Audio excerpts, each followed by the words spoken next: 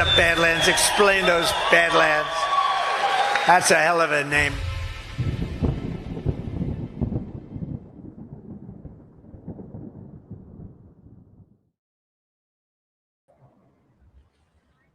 I'm excited to announce that we're having our biggest Made in America sale ever.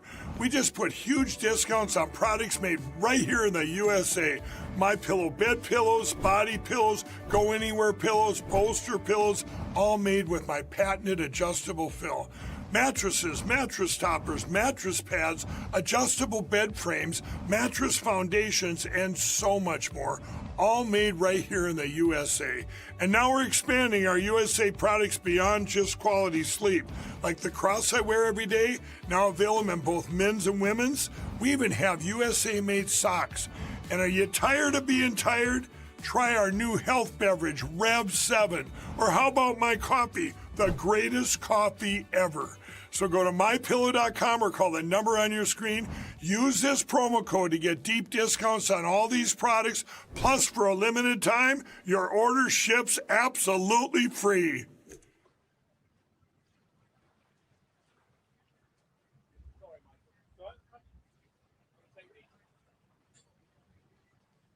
What is the Sovereign Alliance? The Sovereign Alliance are a collection of leaders and countries that are aligned not in the vision for their countries, but against a vision that has been thrust upon them. I believe that the Sovereign Alliance is less a battle for something and more a battle against something. They are against globalism, collectivism. They are against the rules-based international order. Sovereign Alliance, the latest addition to Badlands Rise merch, available now at badlandsmedia.tv/rise.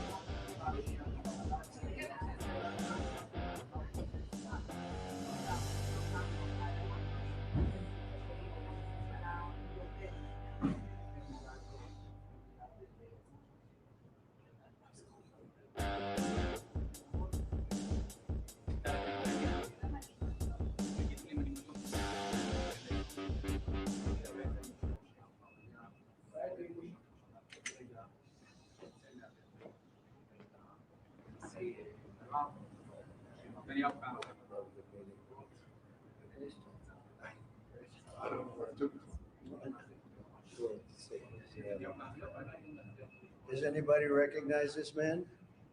Not too many people.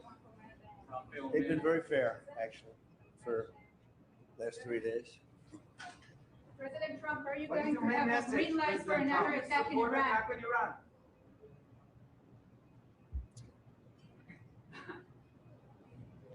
Okay. President, Go ahead. Mr. President, how quickly should the folks move to phase 2 of the peace plan for Gaza? As quickly as we can, but there has to be a disarmament, that we have to disarm with Hamas. So one of the things we'll talk about, certainly, but there has to be a disarming of Hamas. Otherwise, very quickly. Yep. Can you say anything more about the explosion in Venezuela that you mentioned in a radio interview? Did the military do that? Can you share any more details about Well, it doesn't matter, but there was a major explosion in the dock area where they load the boats up with drugs. They load the boats up with drugs. So we hit all the boats, and now we hit the area. It's the implementation area. That's where they implement, and that is no longer around. Is that the only strike that the U.S. has done? I don't want to comment on that. President Trump, yesterday there was an explosion overnight in and the Russians say that Ukraine tried to hit the residence of President Putin. Do you have any information? No, I don't know about it, actually, and I don't, I just heard about it, actually, but I don't know about it. No. Did you speak with That would be too bad. That would not be good. What was the outcome of your telephone call with President Putin this I morning? had a very good talk, this morning. I waited till this morning because it was pretty late by the time we finished, like 2:30 in Russia, 2:30 in the morning. We had a very good talk. We spoke at 8 o'clock in the morning hour time, and it was a very productive talk. I mean, we have a few very thorny issues, as you can imagine. He knows about thorny issues probably better than anybody in the world, but it's working out. We have a couple of issues that we're going to get resolved, hopefully, and if we get them resolved, you're going to have peace. You're going to have Ukraine. They're losing 26,000 soldiers a month. Can you believe it? A month, 26,000 young, beautiful soldiers, and plus some people in Kiev, and relatively small, but a lot, still people, and it's a lot of people. But 26,000 soldiers were killed last month. Yes, please. President Trump, are you going to allow Turkish forces, and do you expect Turkish forces to be stationed in Gaza? So I have a great relationship with President Erdogan, and we'll be talking about it. And if it's good, I think that's good. And a lot will be having to do with Bibi. We're going to be talking about that. But Turkey's been great, and he's been, excellent as far as I'm concerned. I don't know about you. To me, he's been very good. Can you guarantee that?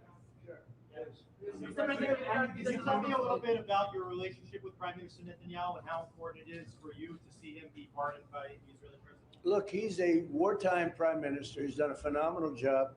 He's taken Israel through a very dangerous period of trauma. Israel with other people might not exist right now, if you want to know the truth. That's a pretty big statement, but it's true. I feel that. You had the wrong prime minister. Israel right now would not exist because they were met with a force, the likes of which very few countries could have handled. And we worked together, and we were extremely victorious, to put it mildly. Now I hear that Iran is trying to build up again, and if they are, we're going to have to knock them down. We'll knock them down. We'll knock the hell out of them, but hopefully that's not happening. I heard Iran wants to make a deal. If they want to make a deal, that's much smarter. They could have made a deal the last time before we went through, a big attack on them, and they decided not to make the deal. They wish they made that deal. So I think, again, they should make a deal. They want to make a deal, but sometimes that doesn't happen. Yeah, please. Mr. Trump, hi, Nadav Elimelech, 24 News Israel. Would you support the overthrow of the Iranian regime? Who? Iranian regime. I'm not going to talk about overthrow of a regime. They've got a lot of problems that are in. They have tremendous inflation. Their economy is bust. Their economy is no good. And I know that people aren't so happy, but don't forget, every time they have a riot or somebody forms a group, little or big, they start shooting people. They kill people. And the people tend to, I've watched this for years. There's tremendous discontent. They form 100,000, 200,000 people. All of a sudden, people start getting shot. And that group disbands pretty quickly. So I've watched it for years. They're vicious, vicious people. Yeah. Mr. President, will you support an attack, Israeli attack on Iran if Iran will not have a deal? If Iran will continue with their ballistic missiles and also nuclear weapons? If they will continue with the missiles, yes. The nuclear, fast. Okay. One will be yes, absolutely. The other was, we'll do it immediately. Mr. President, Yohanna from Channel 12 News. What are your plans regarding Gaza for the next few weeks? Well, we're going to be dealing on Gaza. That's why this very great prime minister is here right now. We're talking about Gaza. We're talking about a lot of things. We have about 5 major subjects that we're discussing, and Gaza will be one of those subjects. Mr. President, can you guarantee that the last hostages unfilled will be released before we continue to the second phase of the Gaza plan? Well, let's put it this way. Every hostage just about that's been released was released because of me, Steve Witkoff, Jared Kushner, my whole team, Marco Rubio, Pete Hegseth. They were all released because of us. None were released in the Biden administration. None. They were all released because of us. Then we had a lack of releases with respect to the dead. And all of a sudden they started coming back because I said, nope, you said you were going to. We have one wonderful young man whose parents are right now inside. And he's what beautiful parents, a beautiful brother, sister, and like a beautiful family, and they're waiting for their son. It's the only one left, and we're doing everything we can to get his body back. And the parents just said, hopefully he's alive. And I said, I love you to think that way. Okay? President So we're doing Trump, everything we can. do you have President Trump, Out of all of these people, and I'm not just talking about the final 20. Right. Look at all of the people. What do you think the total number is? 255. 255. 254 came out, one more. Think of that. And we got them all. President Trump, President Trump, does the reconstruction of Gaza, President Trump, does the reconstruction of Gaza, will begin even before Hamas is disarmed? I think it's going to begin pretty soon, yeah. Before Hamas He's looking forward to it, so am I. Look, what a mess. What a mess it is. And it's been a mess for centuries, really. It's been a mess for a long time. It's seems to be born for that, but we're gonna straighten it out. No, we're already starting certain things. We're doing things for sanitary conditions and others. But Gaza's a tough place. Just, you know the expression, it's a tough neighborhood. It's truly a tough neighborhood. Yeah, you had a question in the back? Go ahead. Yeah, please, go ahead. I'm asking about the relationship between you and the Prime Minister. What about it? They said that there is no relationship, good relationship between you. I don't think it can be better. We just won a big war together. You know, if we didn't beat Iran, you wouldn't have had peace in the Middle East because nobody would have been able, the Arab countries who have been fantastic would not have been able to make a deal. If we didn't wipe out their nuclear, we wiped it out. If we didn't wipe out with our beautiful B-2 bombers, if we didn't, and we sent a lot of Tomahawks in there also, by the way, from a submarine. And what about the pardon that the President of Israel needs to give the Prime Minister? A pardon? I think he will. How do you not? He's a wartime prime minister who's a hero. How do you not give a pardon? You know, I think it's a very hard thing not to do it. I spoke to the president, and it's on. I mean, he tells me it's on its way. You can't do better than that, right? Please. Can I follow up on Venezuela? Was the facility taken out by the U.S. military, or was it another entity like the CIA? Well, I don't want to say that. I know exactly who it was, but I don't want to say who it was. But you know, it was along the shore. Mr. President, have you or anyone in your administration talked to Maduro in recent days? Well, I spoke to him Recently? pretty recently, but nothing much comes of it. Yeah. Mr. President, can you explain the importance? You have to understand what he's done. They've sent billions of dollars of drugs in, but maybe just as bad, they've sent hundreds of thousands of people in from jails, from prisons, from mental institutions and insane asylums. The drug lords, the drug dealers were all sent into our country. But think of it, what he's done. Tren de Aragua, probably the worst gang. They cut off people's fingers. One man made a phone call to complain about them. They cut off their hand. They cut off his hand. Don't ever make a phone call again. We'll cut off your other hand. After that, we'll kill you, they said. That was in Colorado. No, they sent in all of the bad ones. They sent in some bad people. And that to me was just terrible. And they send in drugs. Now, I will say this, 97% of the drugs coming in by sea stopped. We're trying to figure out who the other 3% are. They have a hard time getting people to pilot those boats. But 97% of the drugs coming in by the ocean, by the sea, by water, are gone. Every boat that we take out, we save 25,000 lives of Americans. Thank you very much, everybody. We'll see you. We're going to have a big meeting, and we'll see you in a couple of hours if you'd like. And if you'd like, you can come up and have lunch like you did yesterday. Would you like that or not? You want that? Because some of them think it's terrible. It's a bribe. But, you know, a bribe for $25, I don't know. If you'd like, you can go. And if you don't, you can stand in a driveway and melt. All right? But if you want, will you work on that, Margot? Is Margot doing a good job? She's a star. She's too nice. Her only problem, she's too nice to you. And you're not nice to us, but that's okay. Margot, take them up and have a beautiful lunch, and we'll see you later. The alleged strike on Putin's residence could scuttle the peace. Yeah, I don't like it. It's not good. I heard about it this morning. You know who told me about it? President Putin told me about it. Early in the morning, he said he was attacked. It's no good. It's no good. Don't forget, the Tomahawks. I stopped the Tomahawks. I didn't want that because we're talking about, it's a delicate period of time. This is not the right time. It's one thing to be offensive because they were offensive. It's another thing to attack his house. It's not the right time to do any of that, and can't do it. And I learned about it from President Putin today. I was very angry about it. What? Well, it came out. Well, we'll find out. I mean, you're saying maybe the attack didn't take place. It's possible too, I guess. But President Putin told me this morning it did. One question, Mr. President. Can you expound on the importance of a strong relationship with the state of Israel? And Mr. Prime Minister, you called President Trump the strongest friend for the state of Israel. You work with numerous administrations, numerous presidents. Can you expound on that? What makes President Trump such a strong friend for the state of Israel? Why don't you go first? I'll say it again and again and again.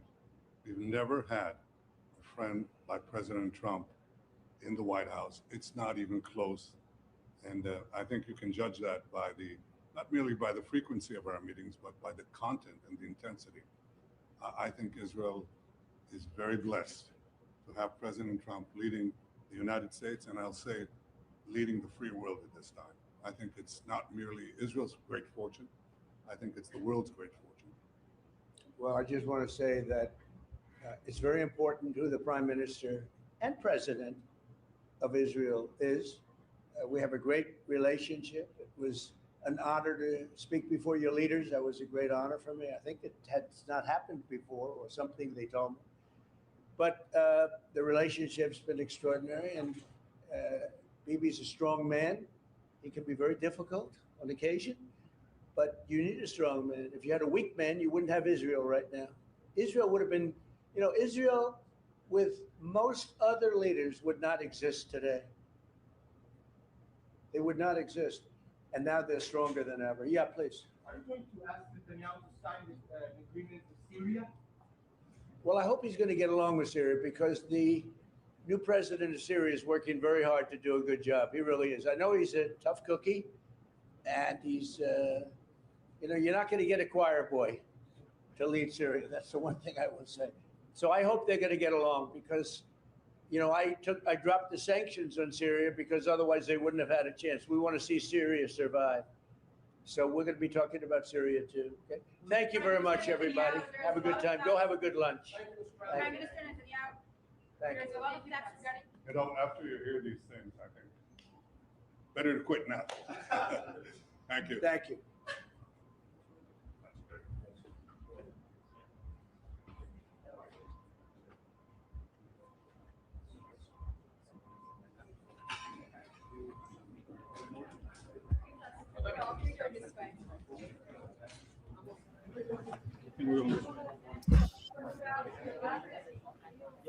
Hold on. All right. Welcome, everybody. That was the intro, I guess you'd say, the introduction to this meeting, a highly anticipated meeting. Yeah, I mean, there wasn't a ton said there that I didn't expect. This is just more like filler. I mean, the whole thing is just kind of nauseating. It's just getting so old and so tired. Like listening to BB whine about the various things that he likes to whine about. The biggest thing to pull out of all this was Trump said. Oh, there we go. Trump saying that him and Putin had spoken, and Putin. I saw that Putin claimed that 91 drones attacked his house in Novgorod and tried to kill him. That was from Ukraine. I saw that Lavrov put out. There's an audio of Lavrov talking about this, like a 2-minute audio. Let's actually go ahead and I'll pull it up and we'll listen to it real quick. You can't really listen to it. It's in Russian, but.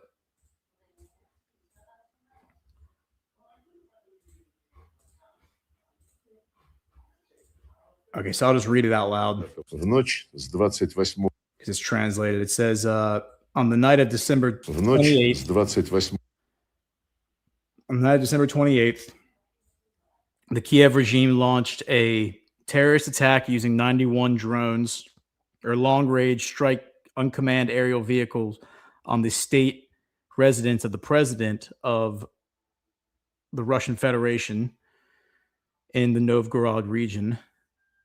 And all unmanned aerial vehicles were destroyed by air defense systems of the Russian armed forces. There were no reports of casualties or damage from the UAV debris. We would like to point out that this action took place during intensive negotiations between Russia and the United States to resolve the Ukrainian conflict. Such reckless actions will not go unanswered. The targets for retaliatory strikes and the time for their implementation by the Russian armed forces have been determined. At the same time, we do not intend to withdraw from the negotiation process with the United States. However, given the final degradation of the criminal regime, the criminal Kiev regime, which has moved toward a policy of state terrorism, Russia's negotiating position will be revised. So this is what Putin apparently relayed to Trump as well. Here's from DD Politics, who's a pretty solid follow on Russia stuff. Putin and Trump held another call. Yushakov confirmed key points. Putin drew Trump's attention to Kiev's drone attack on his state residence in the Novgorod region. Trump was shocked and outraged by Kiev's attack on Putin's state residence, saying he could not have imagined such insane actions. Trump himself said that the U.S. administration, thank God, says, quote, thank God did not give tomahawks to Kiev. Putin told the U.S. president that Kiev's terrorist actions against a state residents will not go unanswered. Trump said the drone attack on the Russian president's residence would affect U.S. approaches and dealings with Zelensky. The drone attack on Putin's residence took place virtually immediately after U.S.-Ukraine talks in Mar-a-Lago. Kiev used long-range drones to carry out the attack on the Russian president's state's residence. Putin made it very clear to Trump that Russia's position will be revised in response to the state terrorism being carried out by Kiev. Trump and his advisors briefed Putin on the outcome of the talks with Zelensky. Some results reached between Trump and Zelensky, in Russia's view, leave Kiev room to evade its obligations. The U.S. said it advised Zelensky not to seek a pause on the front line. Putin and Trump agreed in a friendly manner to maintain dialogue. Yeah, so, I mean, that's the bigger story than the Trump Netanyahu meeting right now. Who knows what's going to come of this Trump Netanyahu meeting. I mean, I'm just waiting for the day that Trump just slaps Netanyahu in the face and basically does to him what it looks like we're about to do to Zelensky, which is probably all related. I think Zelensky is, whether or not this story about Putin is true, it could be true, it could not be true, it could be a story we're being told. It's very clear the direction that the Russia-Ukraine thing is heading in is that, based on what Putin said, they're going to jettison Ukraine from the table of considerations. Putin and Russia and the United States are going to come together and become friends. Ukraine is probably not going to exist, in my opinion. I don't think Ukraine's going to exist. I think they're going to cut it up into pieces, give most of it to Russia, then give parts of it to other countries. That's historically what Ukraine was. From Kiev east, I think will go to Russia, and everything west of Kiev will probably go to Poland, Hungary, maybe Romania. But yeah, that's how I view that situation going. And, who knows, maybe a similar situation evolves with Netanyahu in Tel Aviv. Trump has pretty much laid out everything that needs to happen in the Middle East.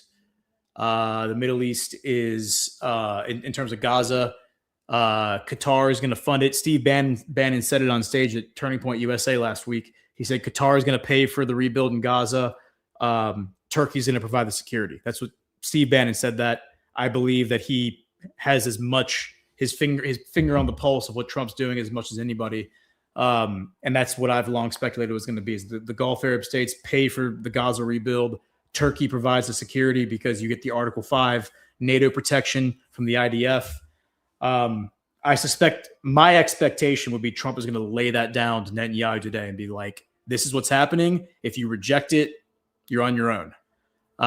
But, you know, Trump also likes to worship Bibi, for lack of a better word. He likes to treat Bibi like he's a god in the media. And I think the reason he does that is because if you look around the battle space, I mean, look at how the rest of the apparatus, the American government media apparatus, treats the whole situation. They are fully prepared to come after people like myself that criticize Israel simply for criticizing a government because they view us as terrorists for doing so. So if Trump didn't treat Bibi like he was a god walking among men, he would surely get the same treatment that we're all getting, and that would make some of the other things he's trying to do more difficult. It seems to me like what Trump's trying to do is he's trying to get the U.S. economy on fire in a good way again, because without prosperity, people are going to fall into despair, and they're going to fall into criminality, and they're going to fall into that's how societies collapse, is when there's a lack of economic opportunity and prosperity. And then you couple that with political turmoil. That's when societies collapse. So I suspect that the first goal, which was kind of what happened in the first Trump term, is to get the economy up and running, all systems go. That takes about 12 to 16 to 18 months, something like that. It's going to take at least a year, and we're coming up on the 1 year mark. So I suspect 2026, we're going to see the economic the economic moves of 2025 come to fruition. At that point, I think maybe Trump was going to be able to take on this apparatus that obviously controls our government, obviously controls our media, obviously controls our entire society, the Jewish diaspora. All right, looks like maybe we have something going on here inside. Yeah, great.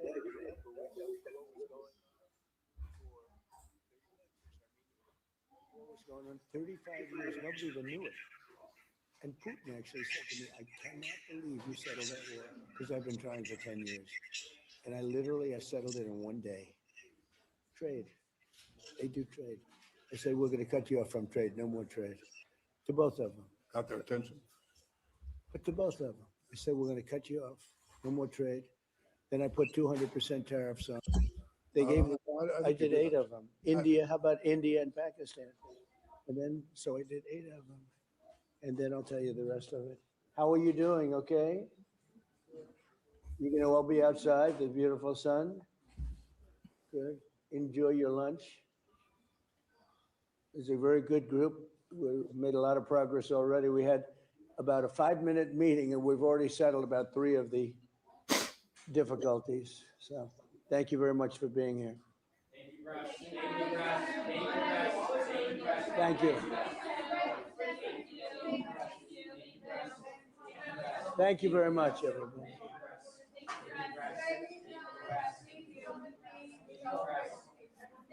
They can't get enough.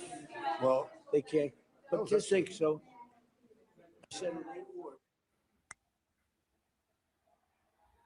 Well, I guess that's all we're getting. So, yeah. So, S.J. Levine, 47. I have no expectations of this meeting at all. Prolonged drama. That's kind of what I think too. I mean, I think we're just going to get more and more drama, more of this nonsense. It's all so nauseating and sickening. And I totally understand why people have taken the black pill when it comes to Trump and Netanyahu, because the way that Trump treats Netanyahu is pretty sickening. But I also think that, recognizing reality, if Israel does control the United States, not just our government, but our entire apparatus, our entire society, the media, Hollywood, banking, Wall Street, if all that is controlled by the same forces that control Israel, then their ability to wage warfare on us, non-kinetic warfare on us, is limitless, basically. And so I think that detangling, decoupling us from Israel is far easier said than done, in my opinion. It's not as easy as just saying, yeah, screw y'all, we're done. there are probably all kinds of switches they can flip to cause serious economic pain in America, not to mention all the people they have embedded in our government who can cause pain within our government. So,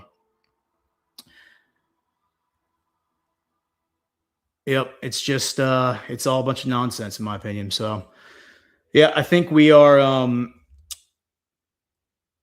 going to go ahead and kill the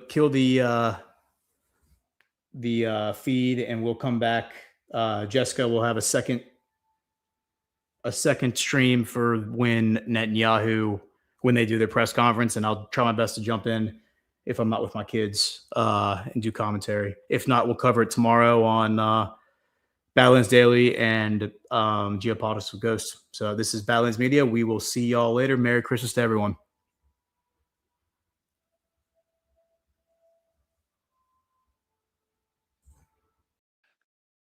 Thank you so much for joining us, and don't forget to hit the thumbs up on this video. And a special thank you to all of our advertising partners. Please remember to shift your dollars to support those businesses that support Badlands Media.